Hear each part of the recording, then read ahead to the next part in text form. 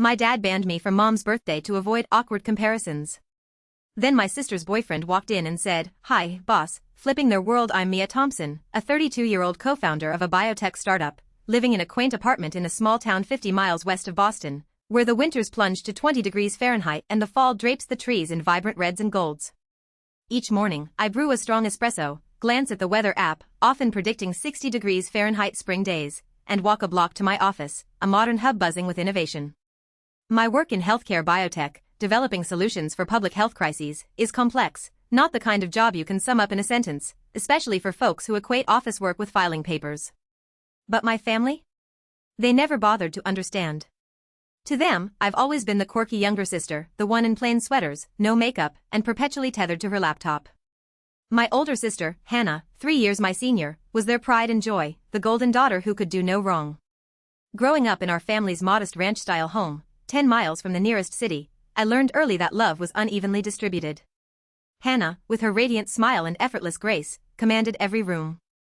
At Thanksgiving dinners, relatives would flock to her, exclaiming, "Hannah, that dress is gorgeous," or "Hannah, your new boyfriend's a doctor." Impressive. Her laughter lit up the house, her presence a magnet for adoration. Me? I was a faint shadow in family photos, barely noticed. If anyone acknowledged me, it was with a vague, "Oh, Mia's doing something in biotech," as if I were a footnote in Hannah's biography. I used to believe that if I worked hard enough, stayed quiet, and carried the family's burdens, my parents, James and Susan Thompson, would one day see me with the same pride they showered on Hannah. But their eyes were fixed on her, their praise reserved for her every move. The disparity wasn't subtle.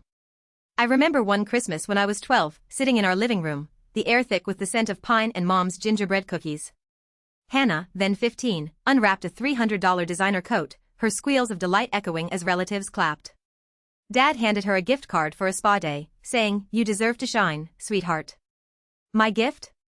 A $20 bookstore voucher, tucked in a plain envelope with a post-it note, "For Mia, keep studying." Mom smiled and said, "You're so practical, Mia. Books suit you." I nodded, my throat tight, and retreated to my room, the sting of being an afterthought burning deep. That was the pattern. Hannah's milestones were celebrated with fanfare, mine with a pat on the back, if that. Family gatherings only widened the gap. Hannah's high school graduation, held in our backyard 5 miles from town, was a spectacle, catered barbecue, a live band, and a banner proclaiming Hannah's future. Her 21st birthday brought a weekend trip to a Cape Cod beach house, 70 miles away, with fireworks and a rented yacht. My milestones? A quiet dinner at home with store-bought lasagna, maybe a good job, Mia, if I prompted it. When I graduated college with a 4.0 GPA, Mom handed me a $25 grocery store cake and said, "You'll do fine, won't you?" No party, no cheers, just the assumption I'd keep grinding while Hannah basked in the spotlight. I told myself it was okay. In America, we're taught that family is about sacrifice, about showing up even when it's hard. I believed if I gave enough, my time, my effort, my heart, they'd see me as more than the weird sister. I was proud of my work, co-founding Pacific Genomics with 3 college friends, building a company that secured $2 million in funding for public health projects. I valued self-respect, the kind earned through late nights and relentless perseverance. But my family didn't care. They never asked about the 14-hour days I pulled to keep the company afloat, the stress of pitching to investors, or the thrill of signing a game-changing contract. When I mentioned my work, Dad would nod absently, saying, "Sounds complicated," before turning to Hannah's latest story, a new job, a new boyfriend, a new triumph. The imbalance extended beyond praise. For years, I sent $600 a month to cover their electric, water, internet, and cable bills, plus extra when Mom said the fridge broke, $1,200, or Dad's car needed repairs, $800. They never asked if I could afford it, just said, "Hannah's between jobs. Can you help?" I did, quietly, as if it were my duty, as if my role was to prop them up while Hannah shone. Over 2 years, I sent $15,720, every dollar a silent hope that they'd see my worth. But they didn't. At family dinners, Hannah's charm dominated, her stories of dating a doctor or landing a PR gig drawing gasps. If I spoke, the conversation shifted, my words fading like smoke. Noah would joke, "Mia's the brainiac," and Liam would laugh, but their teasing masked a truth. I was invisible unless they needed something fixed. We talk a lot in this country about family as a haven, a place where you're valued for who you are. I clung to that ideal, hoping my sacrifices would earn a place in their hearts. But the years piled on, and the truth settled like frost on a 20 degrees Fahrenheit winter morning. I wasn't their daughter in the way Hannah was.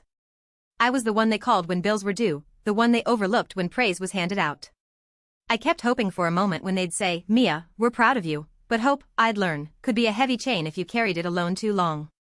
The early spring evening was cool, a brisk 50 degrees Fahrenheit, as I sat in my apartment 50 miles west of Boston, the faint hum of my espresso machine filling the silence. I'd just closed a $2 million funding round for my biotech startup, Pacific Genomics, a milestone that had me riding high. With 3 days off, I planned to drive the 10 miles to my parents' ranch-style home to help prep for Mom's birthday, a tradition I'd kept for years, setting up tables, picking up cakes, stringing fairy lights in their backyard. Nothing fancy, just my way of showing up for family. I grabbed my phone to call and confirm, expecting Mom's usual warmth or Dad's gruff good to know. But when Dad answered, his voice was strange, clipped, like he was reading from a script he didn't like. Hey, Dad, I said, leaning against my kitchen counter, the granite cool under my palm. I'm coming home early for Mom's birthday. Anything you need me to pick up or set up? There was a long pause, the kind that makes your stomach twist. He cleared his throat, and when he spoke, his words were deliberate, each one landing like a stone. Mia, if you can, don't come home this year. I froze, my grip tightening on the phone, thinking maybe he was worried about my workload. It's fine, Dad, I said, forcing a smile into my voice. I've cleared my schedule. I really want to be there for Mom. His tone hardened, unyielding. Hannah's bringing her new boyfriend, Ethan.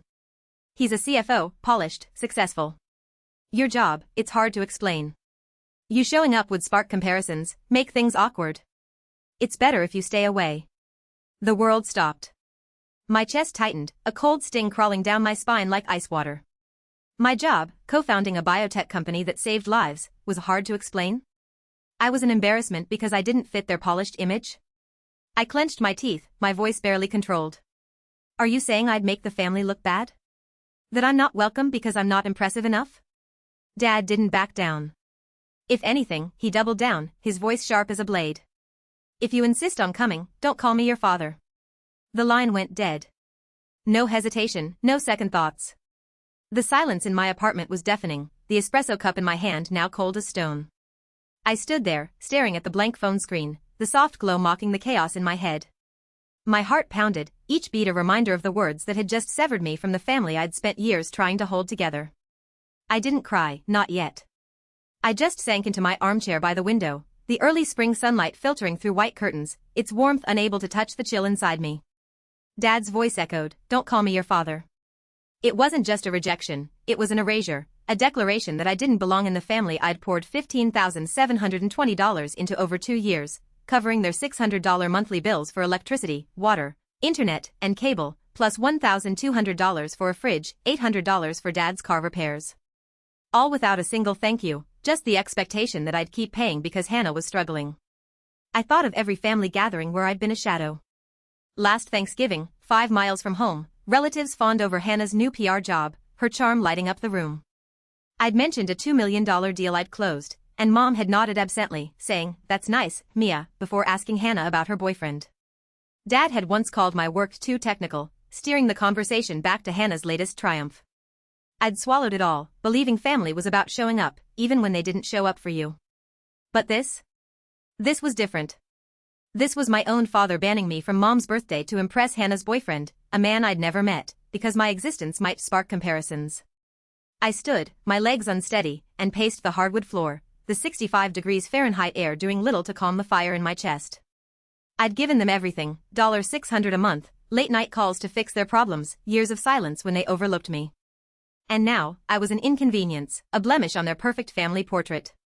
I stopped by my desk, my laptop glowing with the day's emails.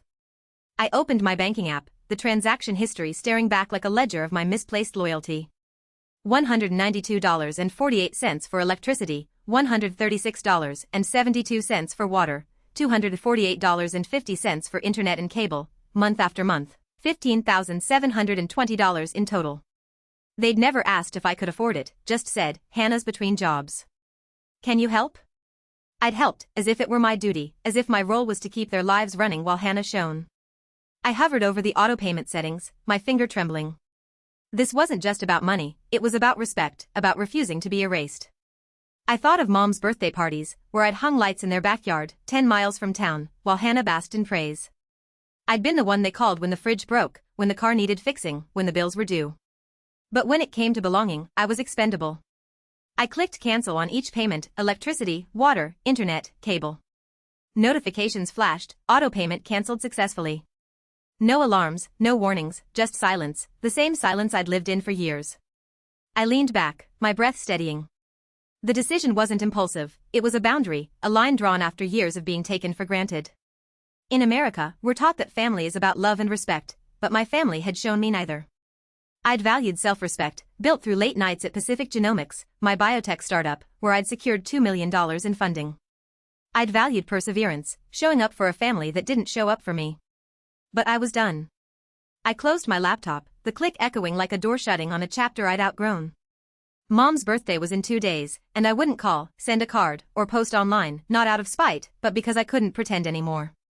The next morning, my phone buzzed at 9 a.m. Mom's text: "Mia, sweetheart, the power's out. Can you check for us? It's an important day." No mention of Dad's call, no apology, just the same sweet tone, as if I hadn't been banned from her party. 15 minutes later, Dad, still no power. Water's off too. Call the provider now. Short, cold, a command, like I was still their unpaid accountant. Then Hannah, "Mia, the internet's down. Guests are coming, and Mom's freaking out. What's going on?" I set the phone down, my coffee cold, and stared out at the tree-lined street, the 55 degrees Fahrenheit air calm. They didn't ask, "Are you okay?" They didn't acknowledge Dad's rejection. They just wanted me to fix it, like always. I picked up my phone, my fingers hovering over the keyboard.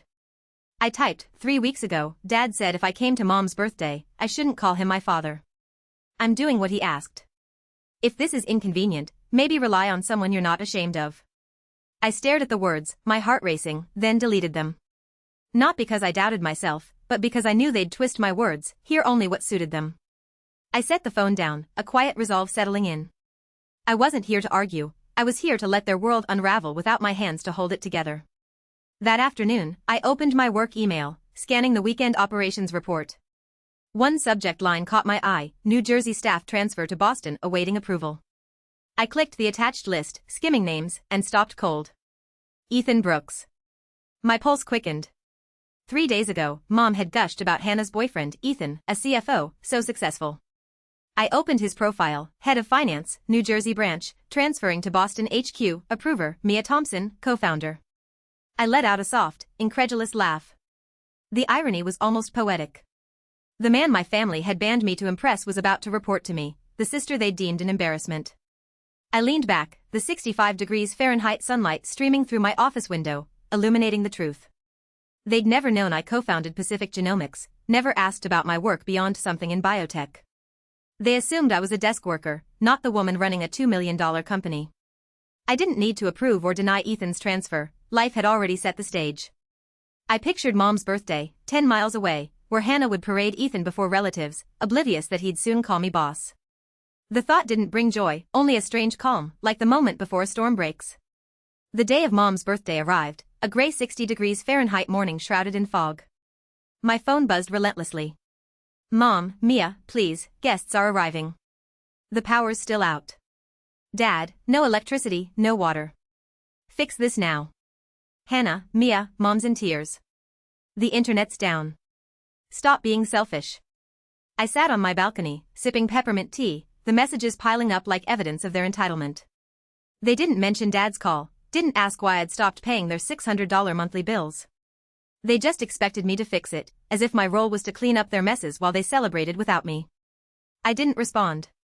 For the first time, I let their chaos unfold without my intervention. At 5 p.m., a video call from Aunt Diane, the only relative who still sent holiday texts, popped up. I hesitated, then answered. Her kitchen appeared, lit by a phone flashlight, her face tired. Mia, she said softly, your mom's panicking. The house is dark, everyone's scrambling. I said nothing, my expression neutral. She pressed, you've never missed your mom's birthday. What happened? I took a breath, my voice steady. Dad said I'd embarrass the family, that if I came, I shouldn't call him my father. What should I do after that? Diane froze, her eyes widening. In the background, I heard Mom's voice, shrill, she's probably sulking. No one's heartless enough to do this.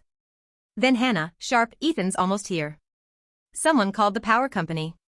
I can't believe she did this. I gave a faint, joyless smile. Diane heard it all, her face shifting from curiosity to something heavier. Then the screen moved, and a new face appeared, Ethan, in a crisp suit, his polished demeanor unmistakable. He stared at me, his jaw dropping. Mia, he said, almost a whisper. The room went silent. You're Mia Thompson, the co-founder of Pacific Genomics? I nodded, my eyes steady. A stunned pause followed. Ethan turned to the room, his voice clear. She's my direct boss, the one who approved my transfer to Boston. The silence was deafening. Hannah's jaw dropped, Mom froze, Dad gripped the table. I spoke calmly, hope your introduction goes well. Then I ended the call. I set my phone down, the 60 degrees Fahrenheit air soft against my skin. I wasn't triumphant, just free. The truth had spoken for itself, without a word from me. My family had banned me to impress Ethan, oblivious that I was his superior, the woman running the company they'd dismissed as hard to explain. In that moment, their perfect facade crumbled, and I didn't need to lift a finger. The silence in my apartment was suffocating as I sat in my armchair, the cold espresso cup clutched in my hands, my father's words echoing like a cruel refrain, if you insist on coming, don't call me your father. The 50 degrees Fahrenheit spring evening outside my window, 50 miles west of Boston, offered no comfort, the faint glow of streetlights casting long shadows across my hardwood floor. My heart ached, not just from Dad's rejection, but from the deeper wound it exposed, a lifetime of being invisible in my own family. James Thompson, my father, had banned me from Mom's birthday to avoid awkward comparisons with my sister Hannah's new boyfriend, Ethan, a CFO whose polished success outshone my hard-to-explain job as a biotech co-founder. The betrayal wasn't just a single phone call, it was the shattering of a hope I'd carried for 32 years, that my family would one day see me as more than a shadow. I'd always been the steady one, the one who kept the Thompson family running when life got tough.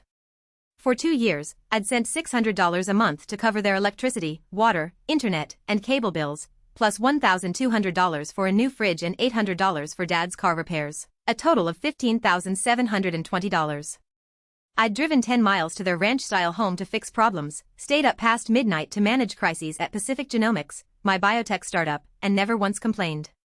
Each payment, each late-night call, was a silent plea for their love, a belief that my sacrifices would earn me a place in their hearts. But that night, as Dad's words cut through, I realized those sacrifices had been for a family that didn't see me as a daughter, only as a resource. The pain wasn't new, it was a wound reopened, raw and bleeding. I flashed back to Christmas when I was 12, sitting in our living room, 10 miles from town, the air thick with pine and Mom's gingerbread. Hannah, then 15, unwrapped a $300 designer coat, her laughter filling the house as relatives cheered. Dad gave her a spa day gift card, saying, "You're our star, Hannah." My gift? A $20 bookstore voucher with a note, "For Mia, keep studying." I'd swallowed my hurt, telling myself it was just one day. But the pattern repeated, Hannah's graduation bash with a live band, her 21st birthday at a Cape Cod beach house 70 miles away, my milestones met with a $25 cake and a "You'll be fine, Mia." I'd convinced myself that my quiet contributions, $600 a month, $15,720 over 2 years, would make them proud, that they'd see the woman who'd built a $2 million company from scratch. But that night, their rejection tore through that hope. Dad's voice, firm and unyielding, wasn't just banning me from a party, it was declaring me an embarrassment, a flaw in their perfect family image. Mom's silence, her absence from the call, was its own betrayal. She hadn't fought for me, hadn't said, "Mia belongs here." Hannah, the sister I'd supported through her struggles, hadn't called to say, "Come anyway." They'd all agreed, silently or not, that I was better left out to avoid awkwardness with Ethan, a man whose success they valued more than mine. The pain was physical, a tightness in my chest, a burning in my throat, as if my body was rejecting the lie I'd lived for too long. In America, we're taught that family is a sanctuary, a place where you're cherished for who you are, not what you give. I'd grown up clinging to that ideal, valuing self-respect and perseverance, believing my hard work would earn their love. But I was wrong. I'd paid $600 a month for their bills, driven 10 miles to fix their fridge, stayed up until 2 a.m. to save my company from collapse, and they'd never asked, "Mia, are you okay?" They'd called me when the bathroom pipe burst, when the car broke down, when Hannah needed a break. But when I needed them, when I needed to be seen, to be loved, they were nowhere. The betrayal wasn't just Dad's words, it was the realization that I'd been a utility, called upon when Hannah wasn't available, dismissed when she was. I thought of every moment I'd been compared to Hannah, her charm, her boyfriends, her perfect life. At Thanksgiving, 5 miles from home, relatives praised her new PR job while my $2 million deal was brushed off with, "That's nice as Mia." Dad called my work too technical, Mom nodded along, and Hannah never once said, "Mia's doing amazing things." I'd poured $15,720 into their lives, $600 a month for 2 years, and never heard a thank you that wasn't tied to another request. The hurt wasn't just emotional, it was a hollowing out of the hope I'd carried, a void where I'd once believed I could earn their love. As I sat there, the apartment's warmth felt like a cruel contrast to the cold inside me. The photos on my shelf, me at a conference, my team at Pacific Genomics, were reminders of a life I'd built alone. The family photos, tucked in a drawer, felt like relics of a lie. I'd been taught that perseverance meant showing up, even when it hurt. But that night, the hurt was too deep, the betrayal too raw. My family had drawn a line, and I was on the outside, not because of what I'd done, but because of who I was, a woman whose success didn't fit their narrative, whose presence didn't shine like Hannah's. The pain wasn't just about missing Mom's birthday, it was about losing the illusion that I'd ever been truly part of their world. The weight of my father's words, "If you insist on coming, don't call me your father," hung over me like a storm cloud, heavy and unyielding, as I sat in my apartment 50 miles west of Boston. The 50 degrees Fahrenheit spring evening was quiet, the only sound the faint hum of my espresso machine cooling on the counter. My chest was tight, my heart pounding with a mix of pain and fury, but beneath it, a spark of clarity flickered. For 32 years, I'd been the steady one in the Thompson family, sending $600 a month for their bills, $15,720 over 2 years, fixing their fridge, their car, their lives, all while my sister, Hannah, basked in their praise. I'd believed family meant showing up, no matter how much it hurt. But Dad's rejection, banning me from Mom's birthday to avoid awkward comparisons with Hannah's CFO boyfriend, Ethan, was the final straw. I wasn't just invisible, I was expendable. That night, I decided to stop begging for their love and start protecting my own worth. I stood from my armchair, the early spring sunlight fading through my window, and walked to my desk, my steps deliberate. My laptop glowed with the day's emails, but I opened my banking app instead.